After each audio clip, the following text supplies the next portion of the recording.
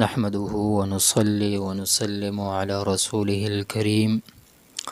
أما بعد فأعوذ بالله من الشيطان الرجيم. بسم الله الرحمن الرحيم. محترمو، نن مونږ شروط الصلاة کتاب چالو کو. د فقه کتاب دی او په فقه کې ابتدایي کتاب دی او ډیر آسان دی. بسم الله شروع کوم په نامه د الله الرحمن چې عام مهربان دی، الرحیم چې خاص مهربان دی.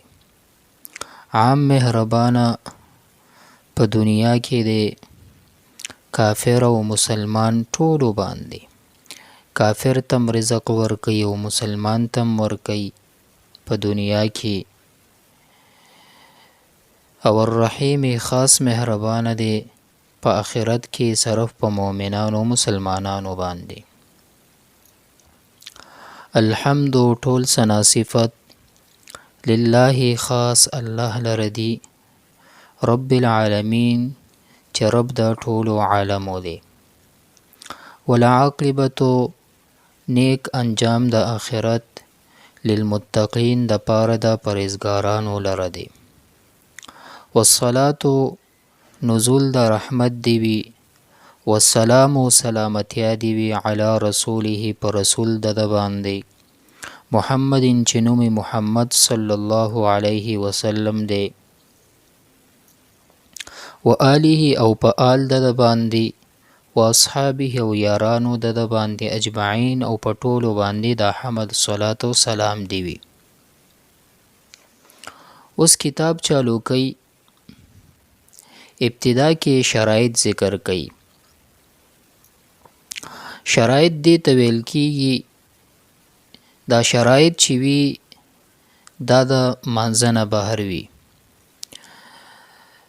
یعنی شرط دې ته ویل کېږي چې دې نه بغیر مونځ نه کېږي. مثلا د سکول شرط دا وي چې ته په یونیفارم کې به ځې، هغوی څه شرایط وي نو ته به د دې خبرې قابلې چې ته به سکول ته دننه ننوځې.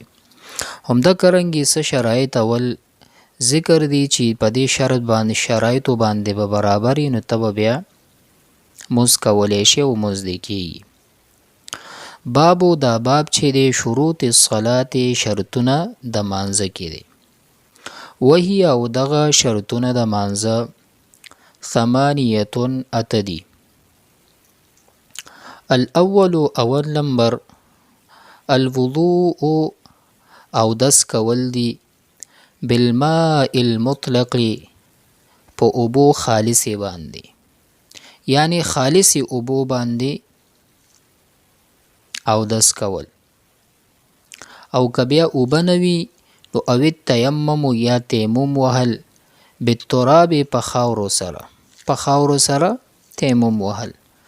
عند عدم په وخت د نشوالي الماء د اوبه المذکور چې ذکر کړی شو، چې مای مطلق، چې مای مطلق نوي نو بیا تیمم وهل په خاورو سره. نو اول شرط دا شو چې مانځه د پاره شرط دا دی چې ته به اودس کې، بیا اودسه مونځ نه کېږي. والثاني او دویم نمبر شرط طهارت الثوب پاکوالی د جامې دی، جامې به دې پاکې وي. د سنه به پاکې وي عن النجاسة الغلیظة د سخت مردارۍ نه. یو نجاسه دی غلیظه ده او بل خفیفه. غلیظه غټه مردارۍ او خفیفه وړه او سپکه مردارۍ. عن النجاسة الغلیظة د نجاست غلیظینه لکه شراب وغیره، والخفیفة او د سپکې مردارۍ نه. جامې به دې پاکې وي. نو دویم نمبر شرط د جامې پاکوالی شو. والثالث او دریم نمبر شرط طهارت المکان الذي پاکوالی د هغه ځای یصلی فیه چې په هغه کې مونځ کولی شي، یعنی هغه ځای به پاک وي چې کم ځای کې ته مونځ کې. دریم نمبر شرط. والرابع څلورم نمبر شرط د مانځه طهارت البدني پاکوالی د بدن دی، بدن به دې پاک وي. من البول د تشو میتیازونه، د بول نه، والغائط او د غټې میتیازونه. وما اشبههما او هغه چې مشابه دي د دغې تشو او د غټو میتیازو سره د دینه به پاک وي. څلورم نمبر شرط چې بدن پاک بوي. والخامس پنځم نمبر شرط ستر العورت پټول د عورت دی. ستر وی پټولو ته عورت عورت. ستر العورت پټول د عورت دی. اوس دا خو ویلی چې ستر عورت پټول، نو اوس د ستر عورت یعنی مونږ ته ښیي چې د سړي ستر عورت څومره دی او د زنانه او د وینځي څومره دی. نو عورت الرجل عورت د سړي د کم ځای نه دی؟ من تحت السرة د لاندې د نامې نه الی رکبتیه تر زنګونونو پورې. نو د سړي ستر عورت یې مونږ ته وښودلو څومره دی؟ د نامې نه لاندې نه تر زنګونونو پورې دا د سړي ستر عورت دی. نو دا به پټ وي. نو که دا پټ نه و نو بیا مزد نه کیږي. بله خبره ده چې یو کس جامې نه وي نو هغه بیا په ناسته باندې کوي، نو هغه بله مسله ده. نو شرط پکې دا شو چې ستر عورت به پټ وي، نه به ښکاري. که عورت ښکاره کېدو بیا مزد نه کیږي.